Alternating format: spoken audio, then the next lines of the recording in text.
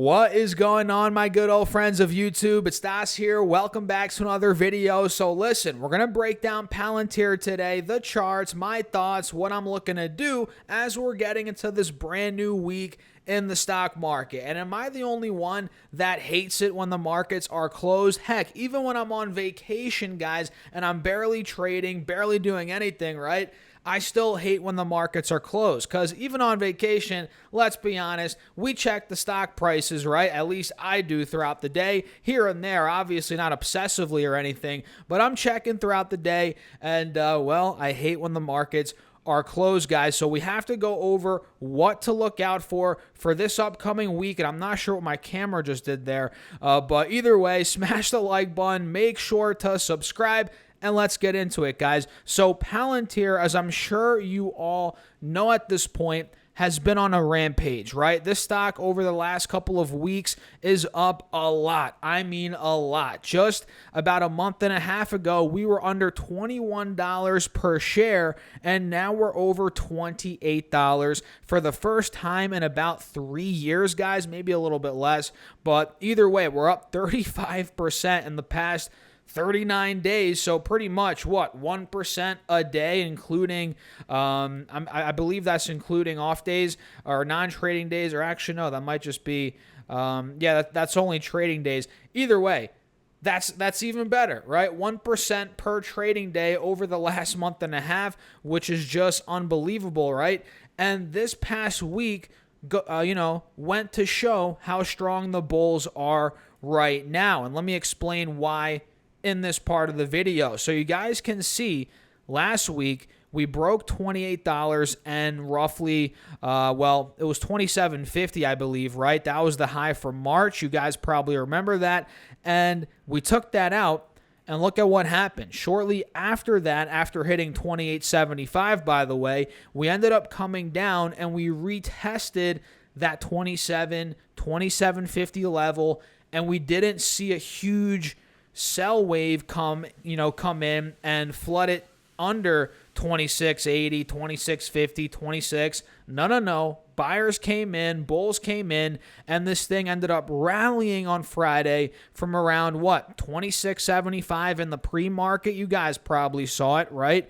We hit 26.70 roughly, whatever that was. And then we ran all the way to $28 on Friday. And in fact, we went to 28.14 in the after market. Unfreaking believable, right? So that goes to show the strength in the bulls right now. Not only did we take the highs out for March, we then pulled down. We held the highs from March and from a couple of weeks ago, for that matter, as support, and then we rallied off, and now we're pretty much right back to where we were, not on Thursday when we hit the high, but it looks like here on Tuesday, Wednesday, we actually hit 28.30. Both of those days, we failed to break out, right, until Thursday came around, and now as of Friday, that's where we're under, 28.30, 28.20, so needless to say, guys, that needs to break, and by the looks of it, it looks like we want to do it. Maybe at some point this week, maybe later, a little bit after that.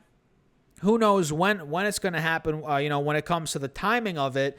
But ultimately, it looks like it wants to happen as of now, the way the charts are setting up. And if we do take out that high, 28.30 next, after that, obviously, is the high from Thursday being 28.77. So let me set some alerts here. One at 28.30 for this upcoming week. I'll do another one at $28.80. Let me do that now. Mark is at or above 28.80. And yeah, let's see if we start getting out of there. And if we do, like I've said on these videos, guys, which if you're not subscribed, maybe you're missing the content. I think 40-50% of you guys watch these videos, but you're not subscribed. If that's you, make sure to subscribe. Hit that notification bell. We're trying to get to 100,000 subscribers here on the channel. And guys, newsflash, I'm not stopping until we get there, baby. Let's go. So smash that subscribe. I appreciate you all for tuning in as always. And yeah, these points need to break on Palantir.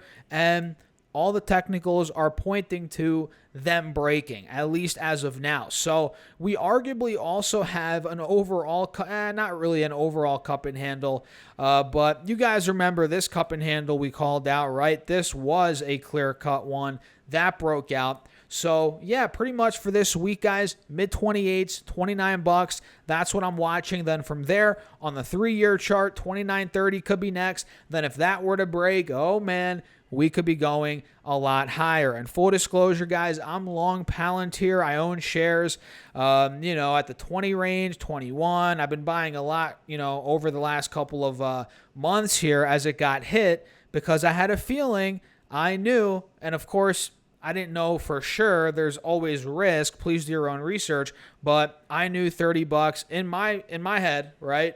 I had a confident feeling $30 was coming. We didn't hit it yet, but I think it is coming still. The way things are setting up right now in the short term, and obviously long term, if you believe fundamentally in Palantir, $30 is nothing, right? But we break down some charts here, some short-term stuff. We talk about the long-term as well. Personally, I'm in it as a long-term investment. I'm also trading it here and there based on the setups in my trading account.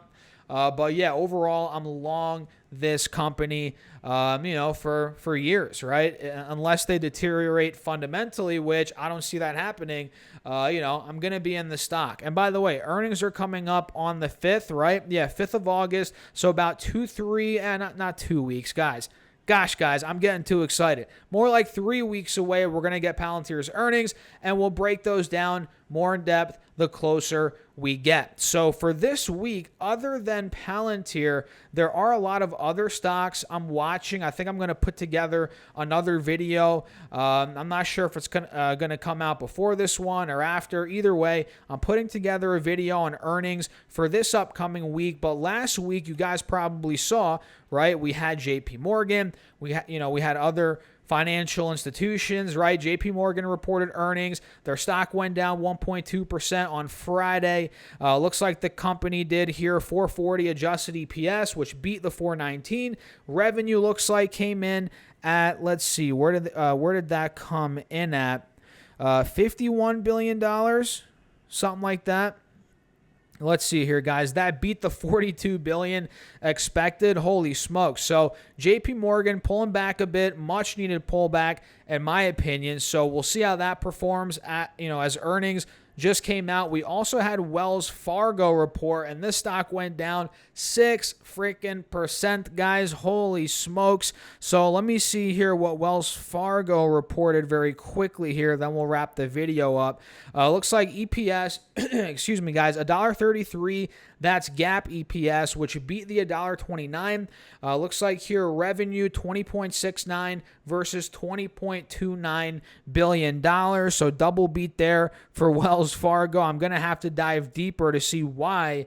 It looks like here net interest margin 2.75%, minus 6 basis points quarter over quarter, 34 basis points year over year. Maybe that's why, but I don't know. I have to dig deeper to see why Wells Fargo is taking a hit. But either way, guys, we're not going to dive too deep into the financial companies here because Palantir was the focus of this video. But what you guys need to know is when the financial companies, the banks, are starting to report, it's earnings season, baby. It's that time. So, again, make sure to subscribe and get up to 15 stocks from Moomoo if you guys want some free money with at least a $100 deposit. Just use that link down below or go to stocksurfs.com/Moomoo, guys. And don't forget, for a limited time, your uninvested cash will earn 8.1% APY. That's a no-brainer. So use that link down below. Get your money. And with that being said, I'll see you guys later.